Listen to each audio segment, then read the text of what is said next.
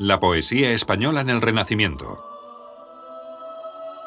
El Renacimiento literario europeo, por lo que se refiere a la poesía, significa ante todo el descubrimiento de Petrarca. Aunque desde principios del siglo XV algunos autores españoles habían estado al corriente del nuevo estilo literario, este no afectó en demasía a la lírica castellana. En realidad, la nueva poesía italiana no fue sentida como una influencia vivificante hasta la tercera década del siglo XVI. De hecho, los siglos XVI y XVII son considerados como la edad de oro de la literatura española, y la poesía lírica del siglo XVI es, sin duda, uno de los momentos culminantes de ese periodo. El apogeo cultural, principalmente artístico, coincide con el político, con los Austrias y el cénit del imperio político. El realce de la lengua española recibió un impulso significativo con Carlos V, que, desconociendo inicialmente el idioma, terminó prestigiándolo al convertirlo en lengua de Estado. Así, en el primer decenio del reinado del emperador, Carlos V, se produce en la literatura española un cambio trascendental: la introducción definitiva de las formas poéticas italianas. Esta innovación tuvo su origen en los famosos sonetos hechos al itálico modo, escritos por Santillana, y cuyo origen histórico puede fecharse en la visita del embajador veneciano a España en 1526. El influjo del Canzionere de Petrarca extendió en la lírica española el culto de la forma por la forma misma, la preeminencia del amor espiritual sobre el amor carnal y de la razón sobre los sentidos. El rasgo principal del Renacimiento español es la cultura de síntesis. Armonía de contrarios en temas y formas, el arte del concepto y el arte de la imagen. Descubrimos en esa nueva forma la presencia del hombre moderno, un yo que aspira a ser medida de todas las cosas, pero que vive desazonado. Vivir quiero conmigo, como expresión del ansia de soledad. O que tiende a buscar en el amor la razón de vivir, el «Yo no nací sino para quereros», de Garcilaso. O en los versos de San Juan de la Cruz, «Ni ya tengo otro oficio, que ya solo en amar es mi ejercicio». Pero esa nueva poesía convivirá en el tiempo con el estilo llamado tradicional, cuyo ejemplo más notorio es el romancero viejo.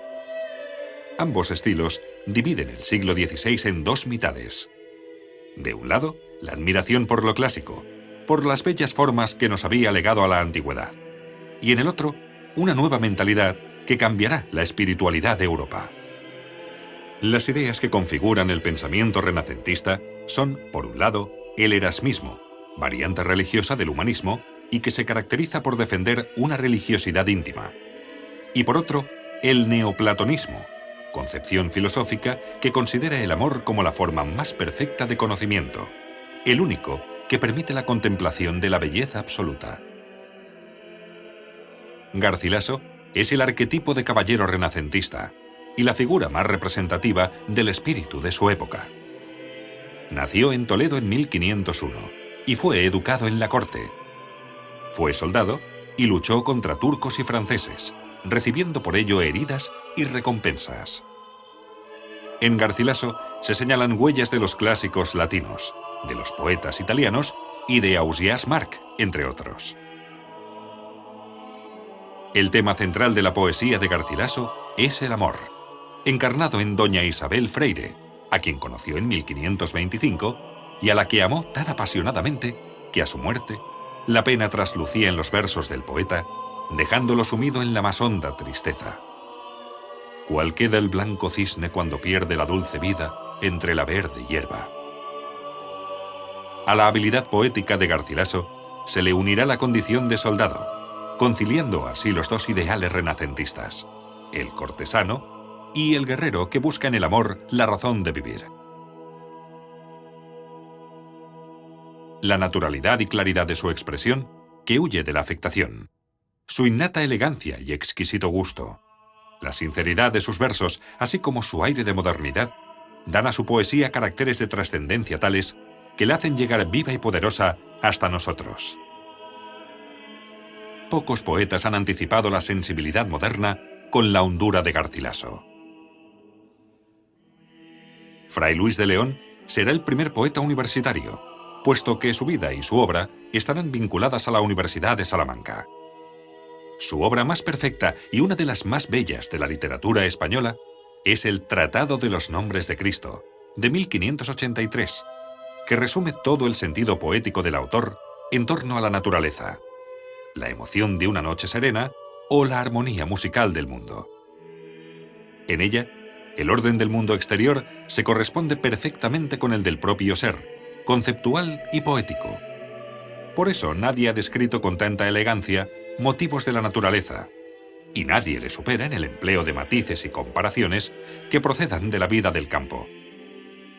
Fray Luis fue encarcelado por haber traducido sin licencia el Cantar de los Cantares al castellano. Las sugerentes palabras del Cantar de los Cantares inspiraron el motete sacro que estás escuchando, obra de uno de los compositores renacentistas más importantes de la historia de la música española, el abulense Tomás Luis de Victoria. La poesía de San Juan de la Cruz constituye el paradigma de la poesía mística universal. Juan de Yepes y Álvarez nació en Fontiveros, Ávila, en 1542, de familia humildísima, y murió en 1591 después de una larga enfermedad.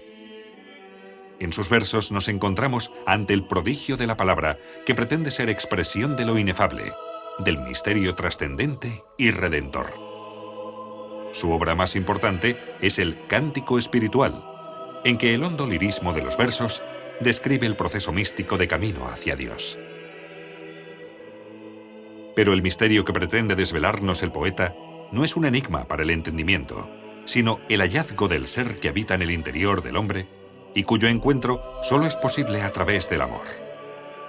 Por ello, temáticamente, la poesía de San Juan es la más sublime expresión amorosa y espiritual que haya sido escrita. Es, sin duda, San Juan de la Cruz el cantor del amor poseído, y podemos decir que a partir de su poesía, y también de la obra de Santa Teresa, místico significará enamorado.